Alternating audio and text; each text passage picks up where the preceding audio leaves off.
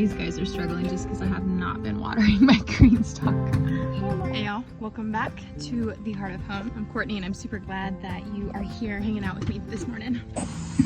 If you happen to be new here, this channel is basically all about equipping and teaching and just sharing my everyday normal life. I have a deep passion and a very big dream that right now feels unattainable, but I'm confident that someday it will come to fruition because I believe that is why I have such a desire for it. But ultimately I want to create a space where women specifically have a place to come and to learn to cultivate the soil, to return to the garden, to learn how to preserve, to learn how to lay out a garden, to start seeds, place where people can come and just rest in the garden and not feel burdened by the tasks in a garden that come with being a gardener. But more than anything, I just want to create an atmosphere where people feel warm, welcome, safe, and they find themselves in a place that when they're ready to leave, they feel motivated and encouraged. So right now I'm just learning how to steward.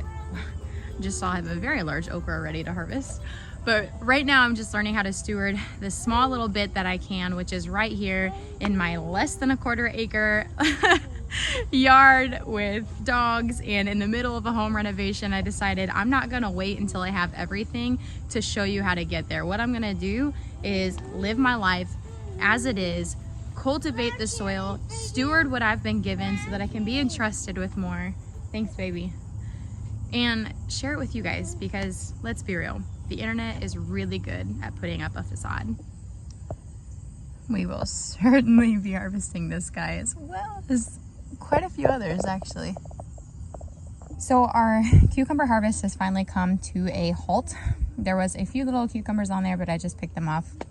Because of real estate space, I can make more money essentially with plants, obviously, by ripping those out and planting some more cold hardy crops like radishes, beets, kohlrabi, broccoli, cauliflower in the space that the cucumbers were in. So I ripped these out a couple days ago. I'm going to go ahead and water this soil first to get it nice and moist, and then we're going to go and grab some radish seeds to plant.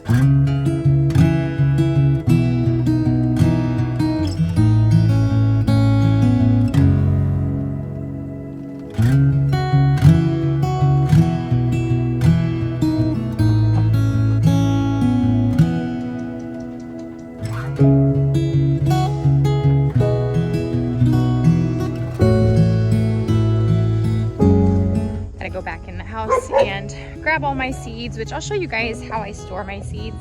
It's actually just a photo box that I store them in.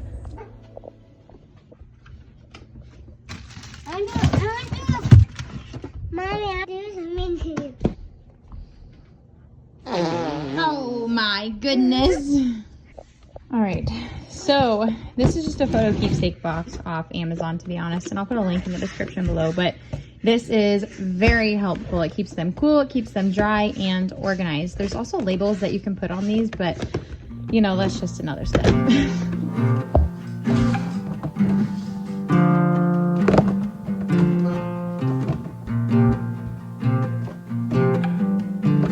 I couldn't find my radishes in here at all, and I was like, I know that I have radishes.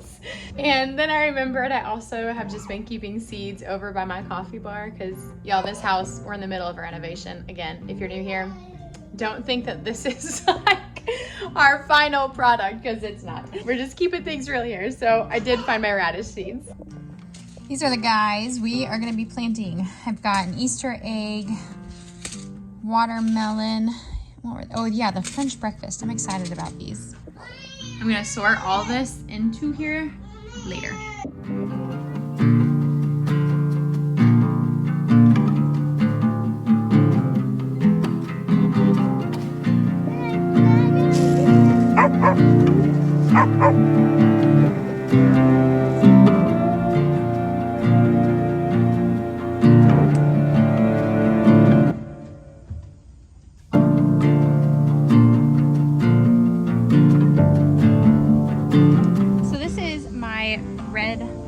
Okra from My Gardener. Really have enjoyed this stuff. It's been great for pickling because it's very skinny. There are obviously some thicker ones, but these are awesome. My black strawberry cherry tomatoes Actually, they're more like black strawberry, not so cherry tomatoes. These things are big. I don't know if a cross-pollination happened or if they were intended to be this big, but the reality is they are, and I'm still going to use them. They're still food that was essentially free to me. I will say I haven't been too entirely impressed with their flavor. I certainly still love Super Sweet 100s the most when it comes to cherry tomatoes, but these were just beautiful. They're so pretty. So I have just been adding these to all of the different canning recipes that I've been making, like the salsa, stewed tomatoes, pasta sauce. Now, I don't know how you can see these, but the Jersey Devil tomatoes have been awesome, and they're actually very tasty. I will certainly be planting these again next year. And they're huge, size of my hand. The salsa verde that I showed you guys at the beginning of this video was actually made in lieu of having a gazillion tomatillos. I got these from a farmer's market because it was a great deal. They looked really healthy, and I thought, well, I like to grow something new every year, and I guess this will be it.